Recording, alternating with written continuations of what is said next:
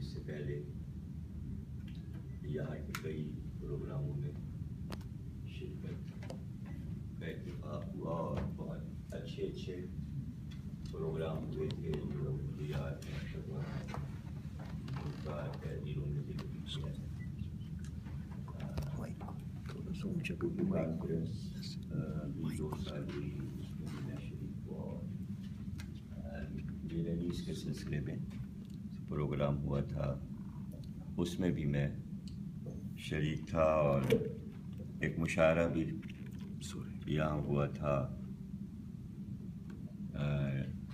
Doctor David Matthews بھی موجود تھے. آپ ہی کی صدارت میں ہوا تھا. اور میں وہاں قطر آیا کہ 2 باتیں عرض کرنا بھول گیا. آپ وہاں میر انیس اکیڈمی کے پریزیڈنٹ ہیں اور ماہنامہ جو نکلتا ہے وہاں سے آپ کے القلم، اس کے ایڈیٹر ان چیف. اتفاق سے یہ ابھی میں آیا ہوا تھا اور جناب تنویر نقوی صاحب اور ان کے صاحبزادے ظفر عباس صاحب نے، تو ابھی میں اس سے پہلے لکھنؤ میں سیمینار لکھنؤ یونیورسٹی میں تھا اور وہاں دعوت نامہ تھا، تو یہ مقالہ میں نے وہاں پیش کیا تھا اور وہاں کے اخبارات نے لکھنؤ کے اس کو قسطوں میں شائع بھی کر دیا تھا. دعوت نامہ جو اخبار لکھنؤ کا اس وقت بہت مشہور اخبار ہے، اور اب یہ مقالہ حکومت ہند کا جو رسالہ نکلتا ہے نیا دور لکھنؤ سے، اس نے بھی اس کو شائع کر دیا. اور پھر میں نے اپنے رسالے القلم میں بھی اس کو شائع کیا. تو یہ موضوع اصل میں لکھنؤ یونیورسٹی ہی کا مقرر کیا ہوا تھا کہ اودھ کے ناولوں میں مسلم ثقافت. تو وہاں میں نے کہا بھی تھا کہ آپ نے یہ موضوع کیوں رکھا، اس لیے کہ اس کا موضوع تو ہونا چاہیے تھا ہندو مسلم ثقافت. تو پتہ یہ چلا کہ نہیں، وہاں گورنمنٹ کی طرف سے یہ موضوع دیا گیا تھا تاکہ حکومت یہ چاہتی ہے کہ جو ہندوستان کے مسلمان ہیں ان کی ثقافت کو اجاگر کیا جائے، اس لیے اس پہ ہندوؤں کا شامل نہیں کیا گیا. تو اتفاق یہ ہے کہ ادب جو ہے وہاں کا بر صغیر کا، وہ ہندو اور مسلمانوں دونوں ہی کی کوششوں سے تخلیق پایا، اور اسی لیے اس کو گنگا جمنی تہذیب کہتے ہیں. یہ اصطلاح بہرحال ہندوستان میں تو ابھی استعمال ہو رہی ہے، لیکن پاکستان میں صرف اسلامی ثقافت کی اصطلاح استعمال ہوتی ہے. اب گنگا جمنی تو ختم ہو گیا ہے پاکستان میں، اس لیے کہ یہاں تو چناب ہے، راوی ہے، یہ سارے دریا ہیں، 5 رنگ کے دریا ہیں. تو 5 رنگ کی ثقافت ہے پاکستان میں، 5 رنگی ثقافت کہہ لیں. تو یہ مقالہ دراصل بہت جلدی میں لکھا گیا تھا، لیکن بہرحال وہ ہو گیا اور لوگوں کو پسند آ گیا اور کافی مقبول ہوا، لوگوں نے پسند کیا. تو مقالہ تو میں نہیں پڑھوں گا، لیکن کچھ اس کے اقتباسات آپ لوگوں کو سنا دوں. چونکہ ابتدا لٹریچر کی عام طور سے ہندوستان میں شروعات جب مطالعے کی ہوا کرتی تھی بچوں کی، تو وہ سلسلہ ناولوں سے شروع ہوتا تھا، اور یہ ایک ہندوستان کا سمجھ لیجیے کہ ثقافتی فضا تھی کہ سب لوگ ابتدا میں چھپ چھپا کے ناول پڑھا کرتے تھے. اور ہمارے زمانے میں یعنی جب ہمارا بچپن تھا تو ناول کافی ترقی کر چکا تھا. اس سے پہلے جو بزرگوں سے سنا اور جو کتابوں میں پڑھا کہ قصہ حاتم طائی اور طلسم و شبہ اور اس طرح کی کتابیں مقبول تھیں، قصہ امیر حمزہ، اور وہ اتنی ضخیم کتابیں تھیں کہ اب اس دور کے لوگوں نے اس سے پڑھا تھا. بعد میں اس کو تلخیص کیا گیا اور مختصر کر کے پاکستان میں بھی چھپا، ہندوستان میں بھی چھپا، تاکہ یہ پتہ چل جائے کہ ان طویل ترین قصوں میں تھا کیا. تو ایک تعارف سا ہو جاتا ہے اس کا. لیکن جب ناول کا دور شروع ہوا اور ڈپٹی نذیر احمد اور رتنا سرشار ان لوگوں نے بنیاد رکھی ناول نگاری کی. دراصل کہنے کو قصے اور کہانیاں اور افسانے ہیں، لیکن ان تحریروں نے بہت ہی علمی ذخیرہ محفوظ کر دیا ان قصوں میں اور ناولوں میں. اور آج کئی بار یعنی کہ رتنا سرشار کے تو یہیں لندن یونیورسٹی میں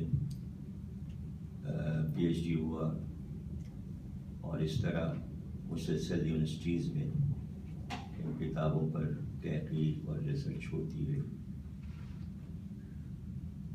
لفظ اور لفظیات، معلومات اور ماضی کی جھلکیاں ان تمام کتابوں میں موجود ہیں. اس کے بعد پھر منشی پریم چند کی آمد کے بعد ناول نے اپنی ایک خاص صورت اختیار کی، جس میں معاشرتی، سماجی اور خصوصاً انہوں نے دیہات کے ماحول کو اپنی ناولوں میں پیش کیا. اور اس کے بعد یہ سلسلہ بڑھتا ہی چلا گیا اور بہت لوگ اس میں آئے، مقبول ہوئے اور ان کی کتابیں مقبول ہوئیں، بکیں، پسند کی گئیں، پڑھی گئیں. علی عباس حسینی نے پریم چند کے رنگ میں ناول لکھے، اور پھر کرشن چندر آئے، اور پھر ایک پورا سلسلہ ہے جو کئی سو ناول نگاروں کا ایک پورا سلسلہ ہے کہ کم سے کم 4-5 ناول تو ہر ناول نگار کے مشہور ہیں. پھر چونکہ ناول ایک قصہ ہے، قصہ بیان ہوتا ہے، کہانی بیان ہوتی ہے، اس لیے ادیب کا اپنے ماحول سے متاثر ہونا بہت ضروری تھا. اور ظاہر ہے کہ وہ اپنے ماحول کو لے کر اپنی تحریروں میں چلتا ہے. تو اس سے پہلے جو واقعات ہوئے تھے، مثلاً اہم ترین واقعہ 1857 کا غدر تھا، جسے جنگ آزادی کا نام بھی دیا جاتا ہے، اور انگریز اسے غدر کہتے ہیں، مسلمان اس کو جنگ آزادی کہتے ہیں. ظاہر ہے کہ اس میں جو کچھ بھی ہوا ہندوستان میں، پھر وہ چیزیں تحریر میں آئیں، ناولوں میں آئیں. پھر اگر کوئی ایسا واقعہ ہوتا ہے تو بہت دن تک اس کے اثرات باقی رہتے ہیں. ایک تو غدر کے واقعے کا بیان ہی ناولوں میں ہو رہا تھا، نہ کہ پھر اس کے اثرات بڑھتے گئے اور کئی صورتوں میں سامنے آئے. اور آخری صورت اس کی یہ ہوئی کہ ہندوستان 2 حصوں میں تقسیم ہو گیا، اور ایک پاکستان اور ایک ہندوستان.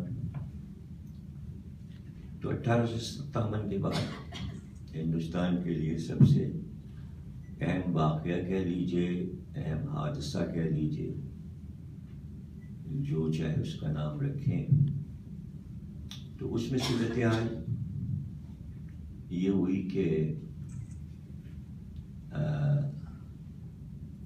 بہت سے ناول لکھنے والے اور بہت سے تنقید نگار بھی اس واقعے سے متاثر ہو گئے، اور انہوں نے بے شمار افسانے اور ناولیں پارٹیشن پر لکھے. پہلے تو جیسا کہ میں نے کہا کہ واقعہ ہو جاتا ہے تو اس کی باز گشت رہتی ہے، تو عرصے تک تو یہ رہا کہ ہوا کیا، مار کاٹ، قتل و غارت، یہ دکھایا جاتا رہا ناولوں میں اور افسانوں میں. 47 میں کیا ہوا، یہ موضوع رہا. اب اس کے بعد موضوع بدلا، اور وہ یہ تھا کہ ماضی کا ایک نوحہ شروع ہوا، فریاد شروع ہوئی کہ ہمارا ماضی کہاں چلا گیا. تو اس میں جو رائٹر آئے، اس میں انتظار حسین پاکستان کے حصے میں آئے، اور قرۃ العین حیدر، حالانکہ وہ بھی آ گئی تھیں پاکستان اور یہاں انفارمیشن ڈائریکٹر ہو گئی تھیں ایوب خان کے دور میں، لیکن کچھ ان کا دل یہاں نہیں لگا پاکستان میں، اور کچھ ان کی خوب مخالفتیں بھی ہوئیں، اس لیے کہ انہوں نے جتنے ناول لکھے وہ سب اسی بات پر لکھے، پارٹیشن کے مسئلے پر، اور اس مسئلے کو انہوں نے اٹھایا اور ہزار صفحے کا ناول آگ کا دریا انہوں نے اسی موضوع پہ لکھ دیا.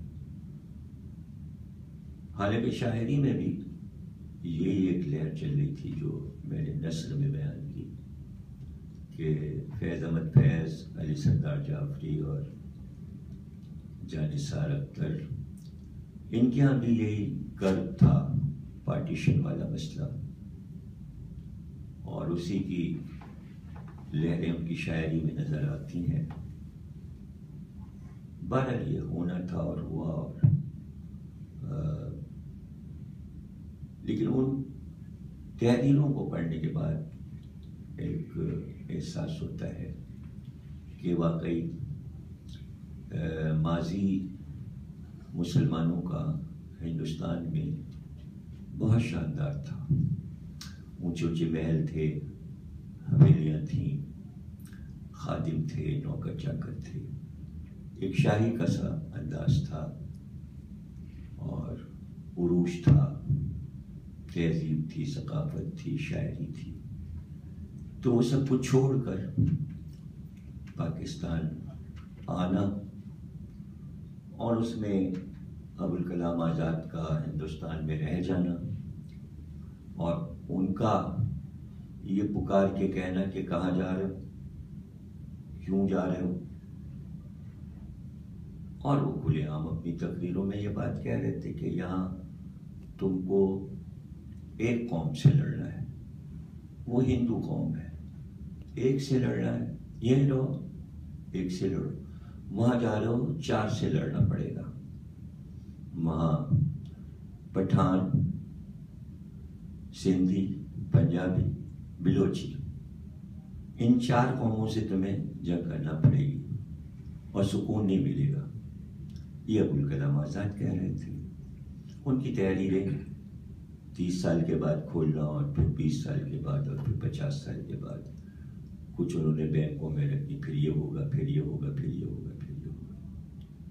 یہی بات پروفیسر احتشام حسین نے اپنے لیکچروں، تنقیدی کتابوں میں کہیں کہ وہاں جا کے آپ لوگ اپنی اردو لے کے جائیں گے، اور اتنی زبانوں میں آپ کیسے اپنی زبان کو پہچانوائیں گے، اور کیسے